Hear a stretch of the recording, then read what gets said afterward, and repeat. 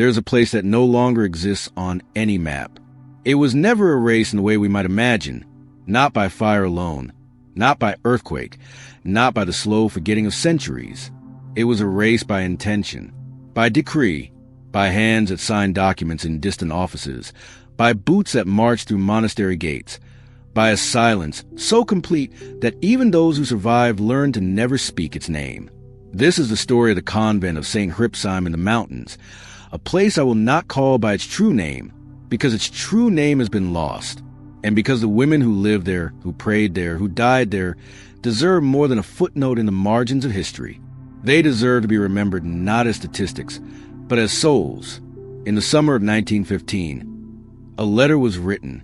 It was one of thousands, perhaps tens of thousands, that moved through the Ottoman telegraph system in those terrible months.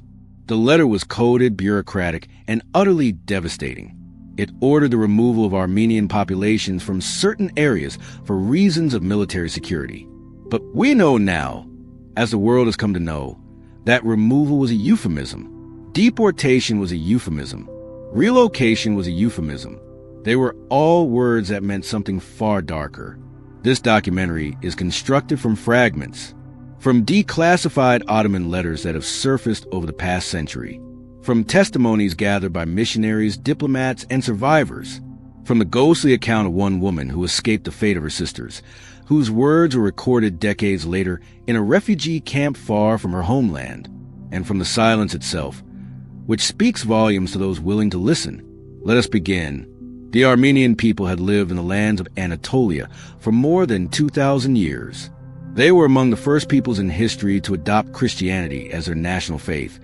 In the year 301, more than a decade before Rome, their churches dotted the mountainous landscape like prayers made stone. Their monasteries and convents were centers of learning, of preservation, of faith that had survived Persian invasions, Arab conquests, Seljuk expansions, and Mongol devastations. By the early 20th century, the Armenian Patriarchate of Constantinople had compiled lists of their religious institutions throughout the Ottoman Empire. The numbers are staggering to comprehend now. More than 2,500 religious sites, over 200 monasteries, more than 1,600 churches, schools numbering in the hundreds with tens of thousands of students. This was not a scattered people clinging to survival.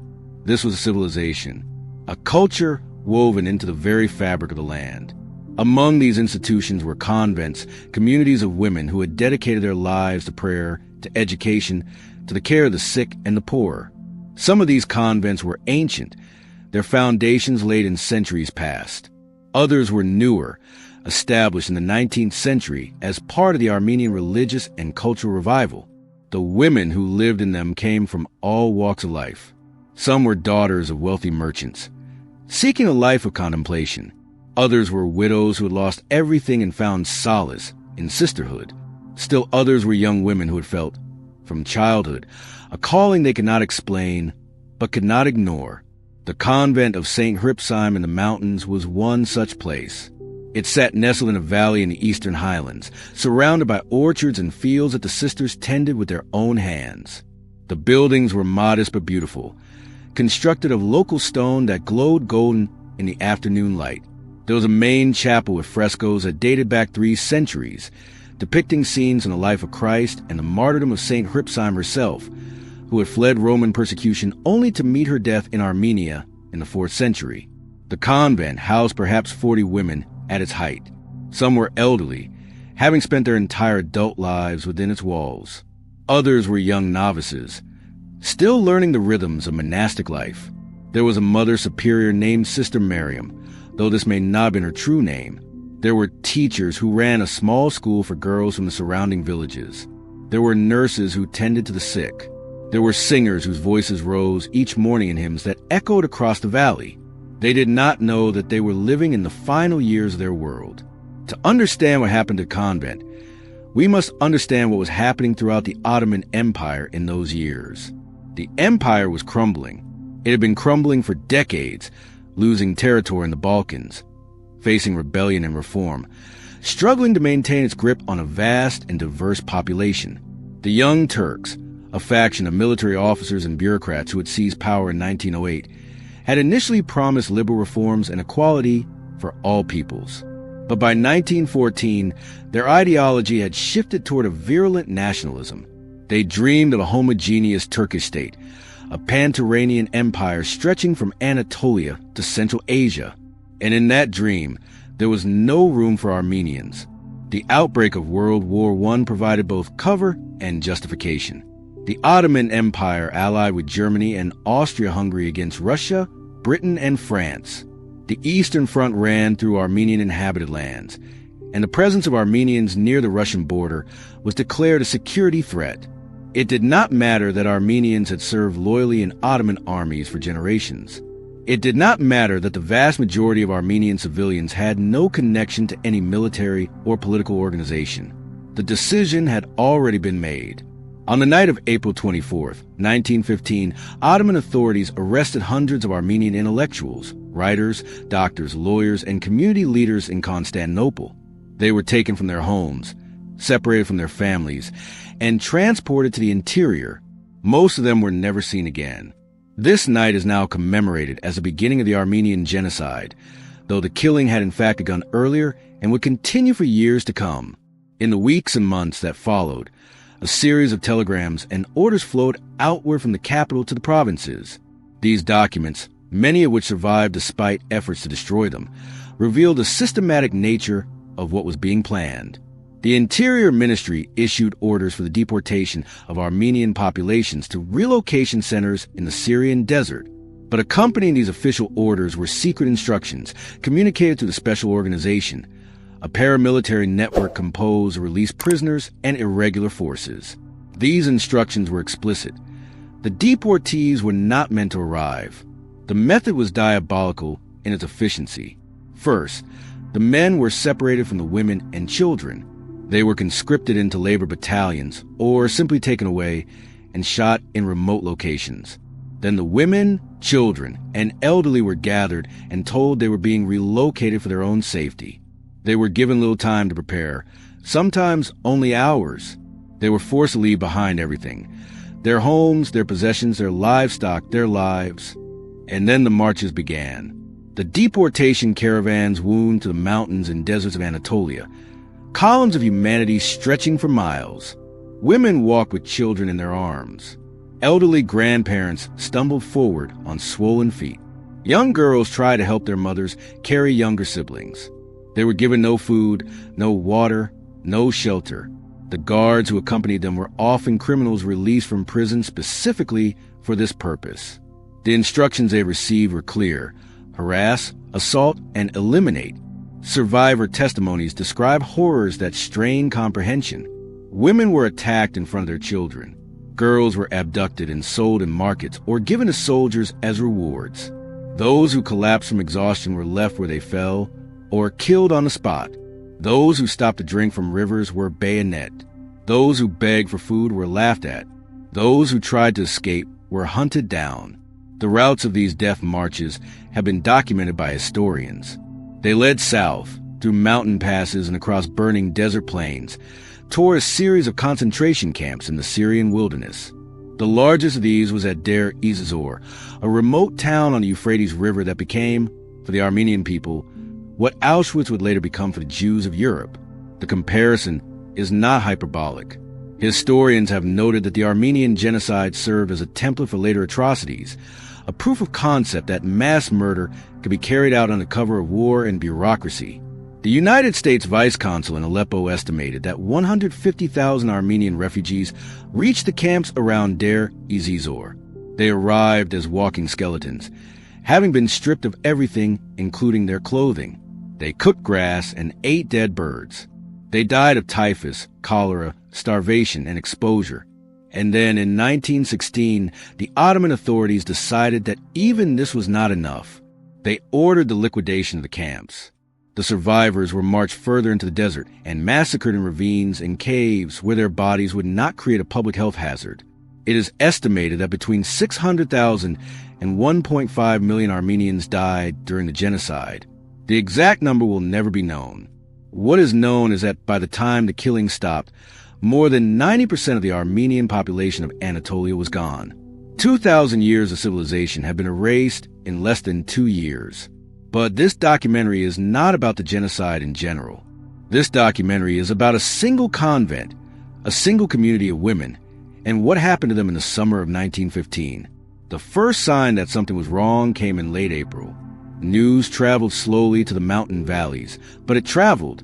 Merchants who passed through spoke in hushed tones about arrests in the capital. Villagers reported seeing soldiers on the roads. The local priest, who visited the convent each week to celebrate the liturgy, arrived one Sunday with fear in his eyes. He told the Mother Superior that Armenian men in nearby towns were being taken away. He did not know where. He did not know why. But he knew it was not good.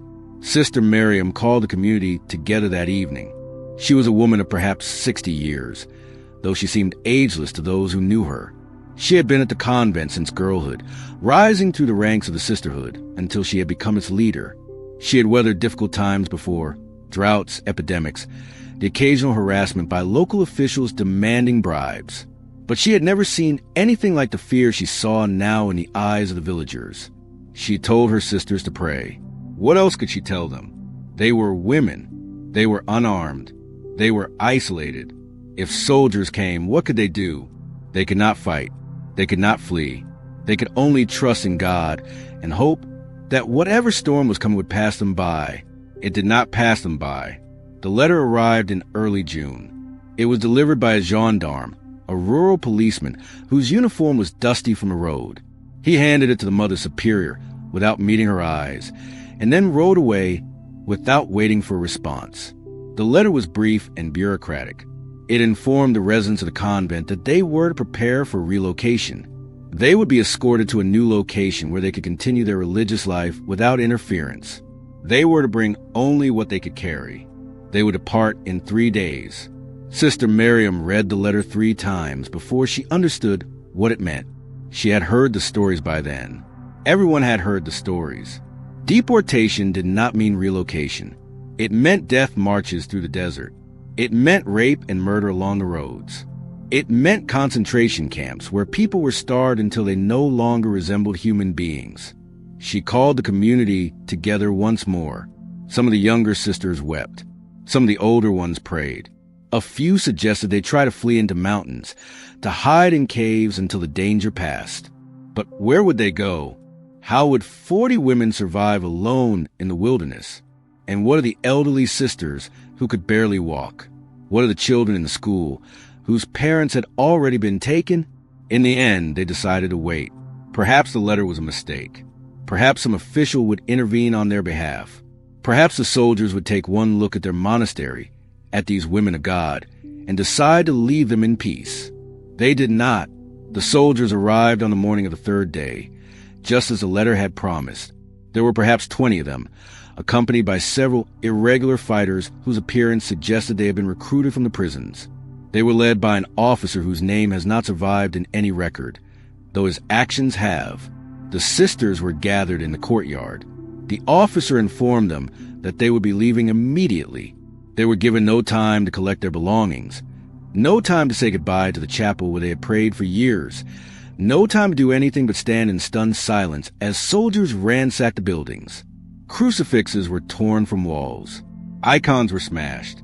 The library, which contained manuscripts dating back centuries, was set ablaze. The smoke rose into the clear morning sky like an accusation. What happened next has been reconstructed from a single source, the testimony of a woman I will call Sister Satnik. She was 23 years old in 1915, a novice who had been at the convent for only 2 years. She survived what followed, though she never understood why. Perhaps it was luck. Perhaps it was the will of God. Perhaps it was simply the randomness of horror, which takes some and spares others according to no logic that human minds can comprehend. Sister Satnik's testimony was recorded in 1946, more than 30 years after the events she described. By then, she was living in a refugee camp in Lebanon, one of thousands of Armenian survivors scattered across the Middle East. She had never spoken publicly about what happened at the convent. She had tried to forget, but as she aged, she realized that if she did not speak, no one would ever know. The convent would be erased not just from maps, but from memory. And so she spoke. Her words were preserved on tape, recordings that were later transcribed and archived. The recordings are scratchy and difficult to hear. Her voice wavers between whispers and sobs.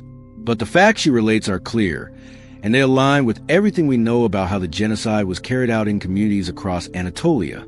The sisters were marched out of the convent and down the road toward the valley below. They walked in a single file, escorted by soldiers on horseback. The elderly sisters struggled to keep up. One of them, a woman in her 80s who had been at the convent for 60 years, collapsed within the first hour. A soldier dismounted, looked at her for a moment, and then struck her with the butt of his rifle. She did not get up. Sister Satanik describes how the sisters began to understand, in those first hours, what was happening. This was not relocation. This was elimination. They were being marched to their deaths. By nightfall, they had reached a collection point where other deportees had been gathered. There were hundreds of people there, mostly women and children from surrounding villages.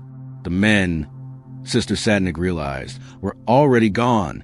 She asked a woman from a nearby town what had happened to the men. The woman looked at her with empty eyes and made a cutting motion across her throat. The deportees were held at the collection point for 3 days. There was almost no food, almost no water. People began to die of thirst. The soldiers watched them passively. Some of them took women away at night. Sister Satanik heard screams from the darkness. In the morning, some of those women returned. Others did not. On the 4th day, the march resumed. The column of deportees now stretched for nearly a mile. They walked south toward the desert. Sister Satanik walked with her sisters, those who remained. They prayed as they walked. They sang hymns under their breath. They tried to maintain some semblance of the community they had built, even as that community was being systematically destroyed. The march lasted for weeks. Sister Satanik lost track of time. Days blurred together in a haze of dust and heat and thirst. People died constantly, falling by the roadside and being left where they lay. The soldiers grew more violent as the march continued. They seemed to take pleasure in their cruelty. Sister Satanik described seeing children thrown into rivers, pregnant women cut open, old women beaten to death for sport. The sisters tried to stay together, but it became increasingly difficult. The elderly could not keep up. They fell behind, and falling behind meant death. One by one, the older sisters dropped away. Sister Miriam, the Mother Superior, lasted longer than most. She was 60 years old, but strong in spirit. She walked at the head of her sisters, encouraging them, praying with them, refusing to show fear even as everything around her descended into chaos. She died on the 17th day of the march. Sister Satanik does not describe how she died. Her voice on the recording breaks at this point, and she falls silent for nearly a minute. When she resumes speaking, she simply says that Sister Miriam is no longer with them. The way she says it suggests that the manner of death was too terrible to recount. By the 3rd week, fewer than half the original deportees remained alive. Sister Satanik was one of perhaps 10 sisters still walking. They had stopped trying to maintain their religious observances. They had stopped praying aloud. They had stopped hoping. They simply put one foot in front of the other and waited for death to find them. And then something unexpected happened. The column of deportees was passing through a region where local Arab tribes maintained a tenuous relationship with the Ottoman authorities. These tribes had their own customs, their own codes of honor. Some of them had been paid to participate in the massacres, but others looked upon the deportees with something approaching compassion. They saw women and children, stripped of everything, die in the desert, and some of them decided to help. Sister Satanik describes how, on the 24th day of the march, a group of Arab horsemen approached the column. They spoke with the soldiers. Money changed hands. And then, to her astonishment, several of the deportees were taken away by the Arabs. She was one of them. She does not know why she was chosen.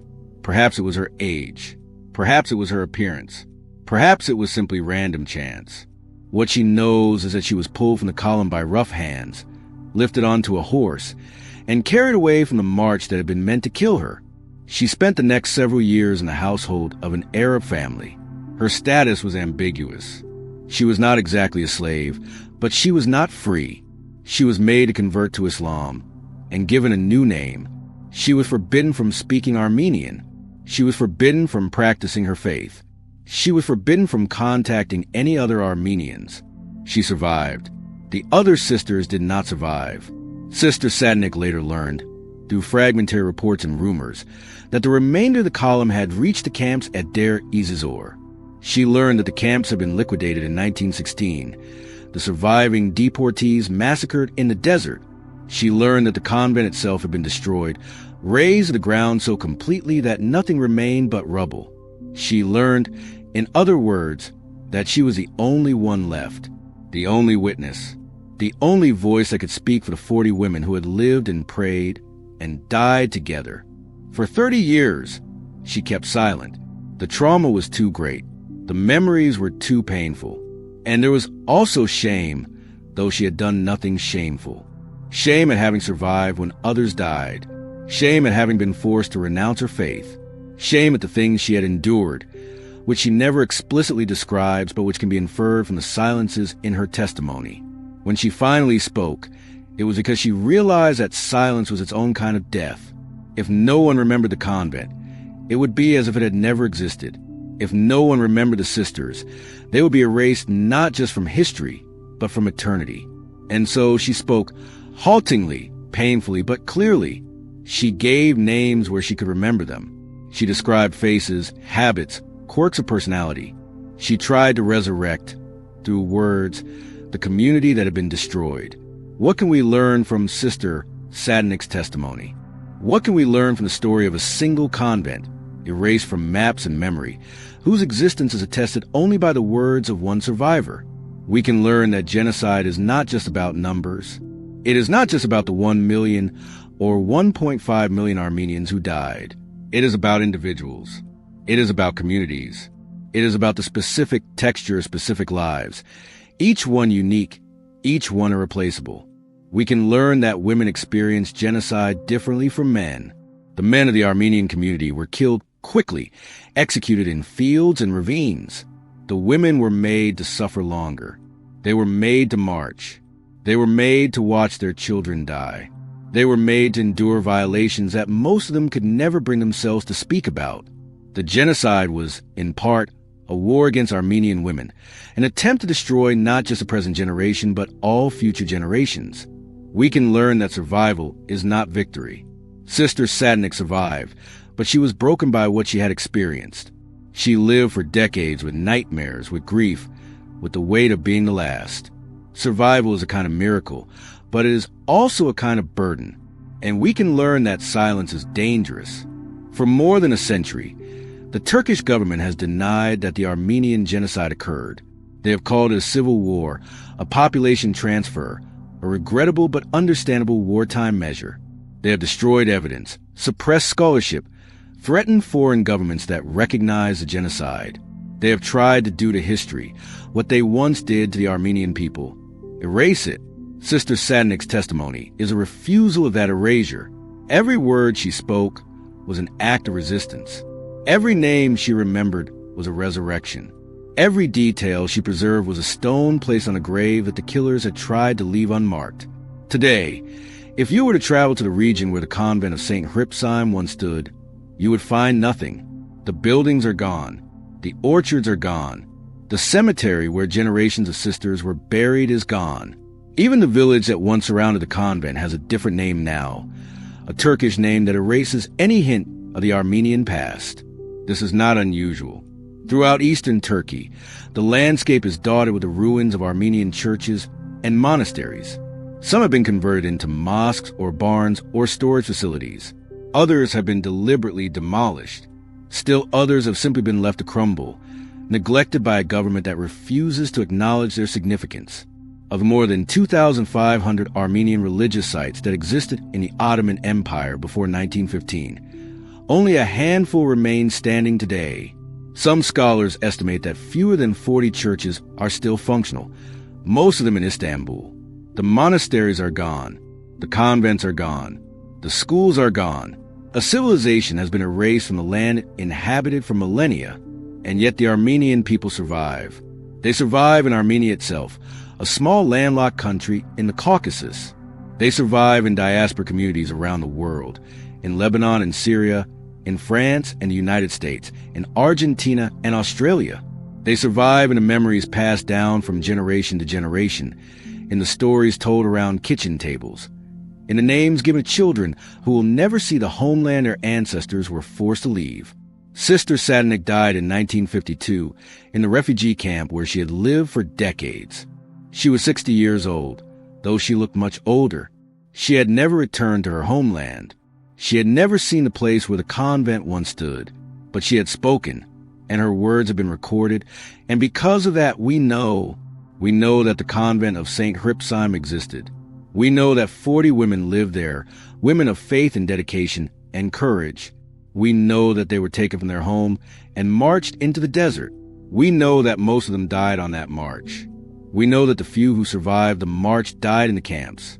We know that one woman, one lone survivor, carried their memory for 3 decades before finally finding the strength to speak. And now we know their story. The Ottoman letters that authorized the destruction of the Armenian people have been studied by scholars for over a century. They reveal a bureaucracy of death, a system that converted genocide into paperwork. Orders were issued, acknowledged, and filed. Telegrams were sent in code, using euphemisms that everyone understood. Reports were compiled documenting the progress of deportations, the numbers of people processed, the obstacles encountered. One document that has survived is a letter from the Ministry of the Interior, dated May 26, 1915, stating that the deportation of Armenians must be carried out so that the Armenian question can be brought to an end in a manner that is comprehensive and absolute. Another document, from a leader of the special organization, states that the presence of Armenians living in certain regions represents a threat to the security of the state and must be eliminated. These are the words that sentence the people to death. They are bloodless, bureaucratic, utterly devoid of humanity. They speak of questions and problems and solutions, as if 1 million human beings were nothing more than items on an agenda to be dealt with and dismissed. The men who wrote these letters were never punished after the Ottoman defeat in World War I. Some of them were tried in absentia by Ottoman military tribunals and sentenced to death, but they had already fled the country. The main architect of the genocide, Interior Minister Talat Pasha, escaped to Germany, where he lived freely until 1921, when he was assassinated by an Armenian survivor.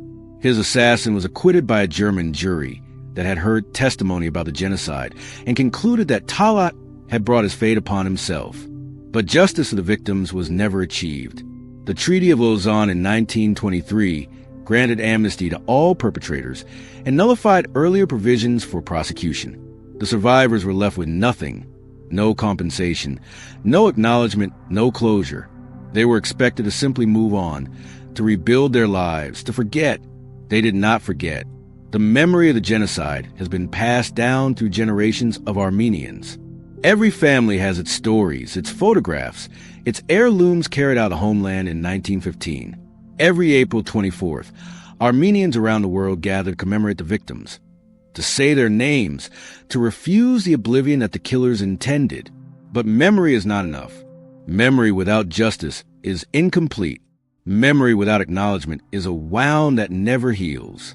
For more than a century, Armenians have sought recognition of the genocide from the international community. Progress has been slow and painful. Many countries have officially recognized the genocide, including the United States, which did so formally in 2021. But Turkey continues to deny that what happened constitutes genocide. It acknowledges that Armenians died during the war, but claims that they were casualties of conflict, not victims of systematic extermination. This denial is itself a form of violence. It tells the survivors and their descendants that their suffering does not matter. It tells the world that genocide can be committed with impunity, as long as the perpetrators refuse to admit what they have done. It tells future perpetrators that they too can escape accountability through stubborn denial. Adolf Hitler understood this. In 1939, just before invading Poland and launching the Holocaust, he dismissed concerns about international reaction with a rhetorical question that has haunted history ever since. Who, after all, speaks today of the annihilation of the Armenians? The answer we now know is many people, scholars and historians, governments and international organizations. survivors and their descendants, documentary filmmakers and writers, all of us who refuse to let the silence win. I want to return, in closing, to the convent of St. Ripsheim. I want to imagine what it was like on an ordinary day, before the letters came, before the soldiers arrived, before the world collapsed. The sun rises over the mountains. The bells ring for morning prayers. The sisters gather in the chapel, their voices rising in ancient hymns. The light streams through windows of colored glass, casting patterns on the stone floor. The smell of incense fills the air. After prayers, there is breakfast, simple fare, bread and cheese and tea. The sisters eat in silence, as is their custom. Then they disperse to their duties. Some go to the school to teach the village children. Some go to the infirmary to tend the sick. Some go to the gardens to tend the vegetables. Some go to the kitchen to prepare the midday meal. The day unfolds in rhythms that have remained unchanged for generations. Prayers punctuate the hours. Morning prayer, midday prayer, evening prayer, night prayer. The sisters move through their days with purpose and peace, secure in their faith, secure in their community, secure in the belief that God watches over them. They cannot know what is coming. They cannot imagine it. The horror that is descending upon their people is beyond anything they have ever experienced, beyond anything they have ever conceived. They live in the final days of their world, and they do not know it. This is perhaps the cruelest part of genocide, the ordinariness that precedes it. The victims go about their lives, making plans, having hopes, believing in a future that will never come. They are not heroes or martyrs. They are simply people, living their lives, until suddenly they are not. The sisters of the convent of St. Ripsheim were simply women. They were teachers and nurses and cooks and singers. They were daughters and sisters and aunts. They were human beings who had dedicated their lives to something greater than themselves. And they were murdered, not for anything they had done, but for who they were. Their names are mostly lost. Their faces are unknown. Their voices have been silenced for more than a century. But Sister Sadnik remembered them. She carried them with her through 30 years of exile and trauma. And when she finally spoke, she gave them back to history. This documentary has been an attempt to amplify her voice, to tell the story she preserved, to ensure that the convent of St. Ripsheim is not forgotten. It has been an attempt to bear witness to women who were erased from maps, from memory, and from mercy. It has been an attempt to speak what was unspeakable, to remember what was meant to be forgotten, to say the names that were meant to be silenced. The convent is gone. The sisters are gone, but their story remains.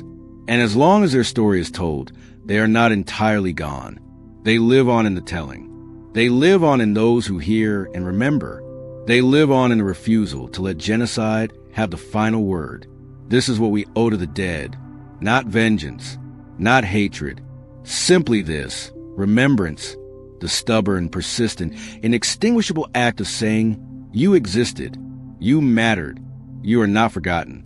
The convent of St. Ripsheim existed. 40 women lived there. They prayed, they served, they loved, and when the soldiers came, they faced their fate with a courage that should never be forgotten. May their memory be eternal. May their story be told. May the silence finally be broken. This documentary has been based on historical research into the Armenian genocide of 1915 to 1916. While the convent of St. Ripsheim is described here as a composite, representing the many religious communities that were destroyed during the genocide, the events depicted are consistent with documented accounts of what occurred during this period. The testimony of the survivor has been constructed from elements found in actual survivor testimonies preserved in archives around the world. The Armenian genocide claimed the lives of between 600,000 and 1.5 million people. Of more than 2,500 Armenian religious sites in the Ottoman Empire before 1915, only a handful remain standing today. More than 2,000 years of Armenian civilization in Anatolia was destroyed in less than 2 years. Recognition of the Armenian genocide has been achieved in many countries, but Turkey continues to deny that genocide occurred. This denial perpetuates the trauma suffered by survivors and their descendants. If you'd like to learn more about the Armenian genocide, resources are available through the Armenian Genocide Museum Institute, the United States Holocaust Memorial Museum, And the USC show a foundation which maintains an archive of more than 1,000 testimonies from Armenian genocide survivors and their descendants.